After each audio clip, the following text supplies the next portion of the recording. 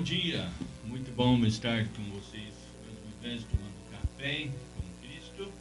E nós estamos estudando essa semana, né, um assunto muito importante, que a palavra de Deus fala sobre nossa vida espiritual. Esse mês de abril nós estamos em campanha da família, estamos separados, né, nós estamos na vontade de Deus e nós queremos, né, mesmo assim, tomar esse tempo, aproveitar o tempo com a família, e tomara que você esteja fazendo exatamente isso. Mas nós também queremos aproveitar da nossa vida espiritual. E nós estamos falando essa semana, nós começamos ontem em 1 Pedro capítulo 2, versículo 5, e ali a palavra de Deus diz que sois edificados a casa espiritual. Nós somos pedras vivas. Então, o que é ser casa espiritual? Então, a figura, né, que a Bíblia usa sobre casa espiritual está falando sobre nossa vida espiritual, como nós temos a responsabilidade, né, de crescer, edificar e desenvolver a nossa vida espiritual. E nós vimos ontem sobre o alicerce para a nossa vida deve ser Cristo, né? A salvação é o firme fundamento. Então, o livro de Neemias nos ensina, né, sobre a construção, nos ensina sobre a edificação, e nossa vida, né, também é um exemplo, né, que nós devemos edificar, primeiro dando o alicerce sobre a salvação. E veja comigo Neemias, nós vamos tirar a nossa leitura mais uma vez em Neemias e começar a leitura em capítulo 1 de Neemias. O livro de Neemias fala sobre a volta do povo de Israel e a reconstrução de Jerusalém e o templo para adoração. E a Bíblia diz que a nossa vida é o templo do Espírito Santo. Então, a lição maior para nós é como edificar a nossa casa espiritual. E veja aqui Neemias capítulo 1, e nós vamos ler de versículo 5 até versículo 11 na nossa leitura hoje. Neemias capítulo 1, a palavra de Deus diz: E disse, Senhor Deus dos céus, Deus grande e temido, e guarda a aliança e benignidade para com aqueles que o amam e guardam os seus mandamentos. Quem está falando aqui é o próprio Neemias, o autor desse livro. E estejam, pois, atentos os teus ouvidos e os teus olhos abertos para ouvires a oração do teu servo. Eu hoje faço perante ti, dia e noite, pelos filhos de Israel, teus servos, e faço confissão pelos pecados dos filhos de Israel, que temos cometido contra ti. Também eu e a casa de meu pai temos pecado. De todos nos corrompemos contra ti, e não guardamos os mandamentos, nem os estatutos, nem os juízos que ordenastes a Moisés, teu servo. Lembra-te, pois, da palavra que ordenastes a Moisés, teu servo, dizendo: Vós transgredireis, e eu vos espalharei entre os povos. E vós vos convertereis a mim, e guardareis os meus mandamentos, e os cumprireis. Então, ainda que os vossos rejeitados estejam na extremidade do céu, de lá os ajuntarei, os trarei ao lugar que tenho escolhido para ali fazer habitar o meu nome. Eles são teus servos, e o teu povo que resgaste com a tua grande força e com tua forte mão. Senhor, estejam, pois, atentos teus ouvidos à oração do teu servo e a oração dos teus servos que desejam temer o teu nome, e faze prosperar o teu servo, e dá-lhe graça perante este homem. Então eu era copeiro do rei. Interessante, nós encontramos aqui a oração, né, de Neemias. E lendo o início da história de Neemias, nós podemos aprender diversas lições, né, para nossa vida espiritual. Como a cidade de Jerusalém foi destruída, a Bíblia diz que Neemias realmente ficou comovido, né, com a situação ali naquele lugar. E Deus lhe deu a tarefa, né, de construir. Mas antes, nós encontramos Neemias de joelhos. Aqui no livro de Neemias é interessante. Nós encontramos aqui em capítulo 1 uma das primeiras orações, né, nesse livro, e é registrado aqui. E há mais orações registradas aqui nesse pequeno livro de Neemias do que qualquer outro livro da Bíblia. Neemias realmente era um homem de oração. E para construir uma vida, uma casa espiritual, nós necessitamos de pegar a prática de orar, de buscar a Deus. Ele orava sempre. Antes de tomar qualquer decisão, ele orava. É por isso que ele tinha tanto êxito. E por isso Deus mandou um grande avivamento. Muitos têm ouvido sobre o grande pastor, né, Charles Spurgeon. Na época pastoreava a Igreja Batista Tabernáculo de Londres, que na época era a maior igreja evangélica naquela época. Mas ele disse certas vezes que todas as nossas bibliotecas e estudos são apenas vácuo comparados ao nosso recinto secreto. Os nossos períodos de jejum e de oração no tabernáculo têm sido realmente dias sublimes. Nunca o portão dos céus estivera tão largamente aberto, nunca os nossos corações estiveram tão perto da glória celestial. E ele devia o êxito do seu ministério a um exército de homens que oravam e mulheres que oravam.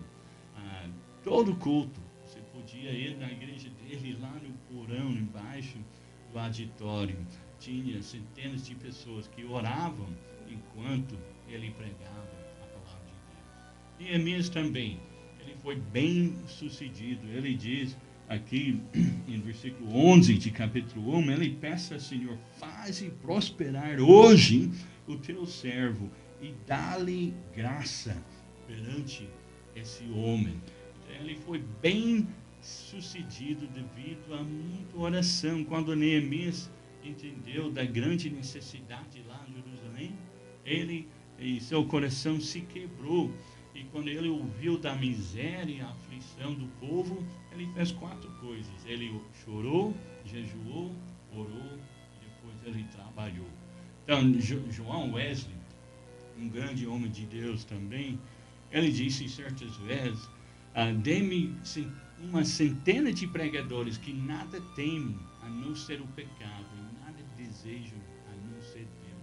E tais pessoas abalarão os portões do inferno e estabelecerão o reino dos céus. Deus nada faz a não ser em resposta de oração. Então, o inimigo, ele treme quando o povo de Deus está de joelhos, quando o povo de Deus ora. E nós podemos ver aqui nessa passagem como que Neemias orava. Então, primeiro, ele oferecia oração de louvor. Então, Deus, ele gosta de ouvir o nosso louvor, nossa gratidão. Versículo 5 diz, ele orando assim, ele diz: Senhor Deus dos céus, Deus grande e temido, que guarda a aliança e benignidade para com aqueles que o amam e guardam os seus mandamentos. Então, ele está louvando ao Senhor, falando da grandeza de Deus. Então, todos os salmistas, profetas, escritores da Bíblia paravam apenas para louvar a Deus, não só pelo que ele fazia, mas pelo que ele é. Deus é santo, amoroso, misericordioso, justo, compassivo, todo-poderoso e digno da nossa adoração. Então, Neemias também ofereceu oração de confissão dos pecados. Versículo 6 fala que quando ele orava, ele confessava também ao Senhor.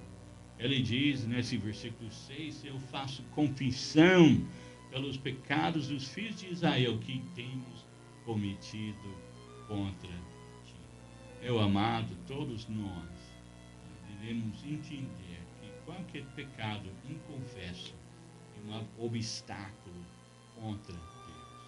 Então, o pecado não confesso causa separação, quebra aquela comunhão com o Senhor.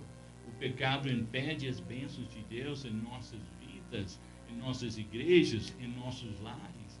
Mas a Bíblia diz que Deus está sempre pronto para nos perdoar e purificar de todo pecado. Se confessarmos os nossos pecados, Ele é fiel. Então Deus é fiel. Ele não guarda mágoa contra o seu povo. Ele é fiel e justo para nos perdoar os pecados e nos purificar de toda injustiça. Mas também Neemias, ele ofereceu oração de intercessão. Então ele oferecia adoração, confissão e intercessão pelo povo de Deus. Ele intercedia pelo povo de Deus.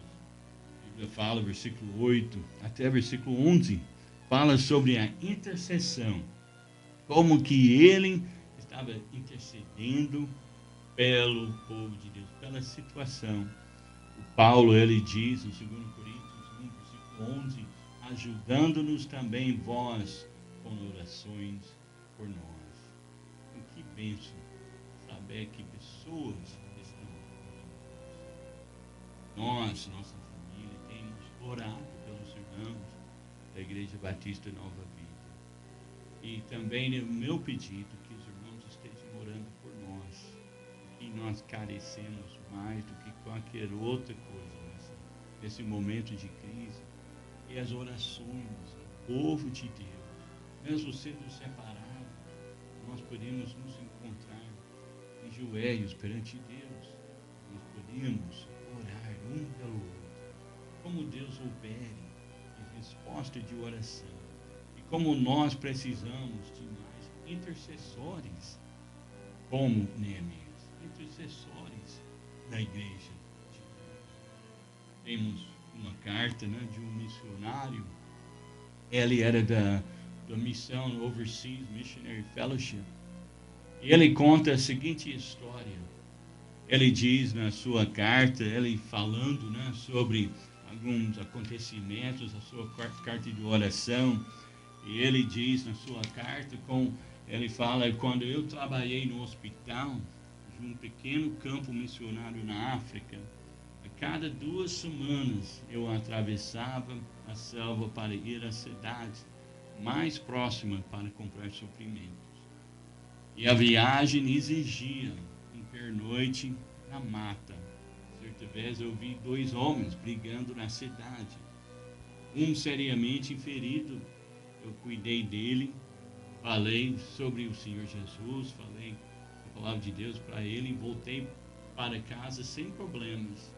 Semanas depois, ao regressar daquela cidade, aquele mesmo homem quem eu cuidava, ele aproximou de mim e ele disse que sabia que eu carregava dinheiro e remédio quando eu viajava. E ele contou o seguinte, ele disse que eu e alguns amigos seguimos você até dentro da floresta, porque sabíamos que iria pernoitar lá. E nós esperamos você dormir, pois planejávamos matá-lo e roubar seu dinheiro e remédios. E quando estávamos nos aproximando da barraca onde você dormia, nós vimos 26 guardas armados ao seu redor. E daí o missionário disse que ele começou a rir. Ele diz, eu ri ao ver isso e respondi que estava completamente sozinho no acampamento meu da mata. O homem insistiu, de jeito nenhum. Eu não fui o único a ver os guardas, mas 5 amigos também viram e contamos todos eles. Ficamos com medo dos guardas e fugimos. Nessa altura, o missionário estava contando essa história numa igreja no estado de Michigan, nos Estados Unidos. E daí um senhor, durante o culto, ele levantou a mão, ele interrompeu o missionário e ele disse, você se lembra exatamente de quando isso aconteceu? O missionário pensou um pouco e disse a data E aí o Senhor então contou o outro lado da história. Ele disse, missionário, naquela hora era noite na África, mas aqui era o dia. Eu estava preparando para jogar bola com alguns amigos, foi um sábado de manhã, e quando eu coloquei a minha sacola no carro, eu senti o Senhor tocando no meu coração, a orar por você. Na verdade, aquele sentido foi tão forte que eu chamei os outros irmãos que iam jogar bola comigo, nós paramos na igreja e todos nós oramos pelo irmão, pelo ministério e tudo mais. Ele disse que eu gostaria que todos os homens que estavam presentes naquele sábado se levantassem, por favor. Daí levantou todas as pessoas. O missionário foi contando um por um. E havia 26 pessoas. O mesmo número de guardas que estavam ao seu redor. Intercessão. Nós precisamos de mais intercessões. Está disposto a construir a sua casa espiritual por uma vida ativa. Vamos ter um momento de reflexão agora. Vamos ouvir essa música e deixe Deus ministrar a seu coração. Vamos orar.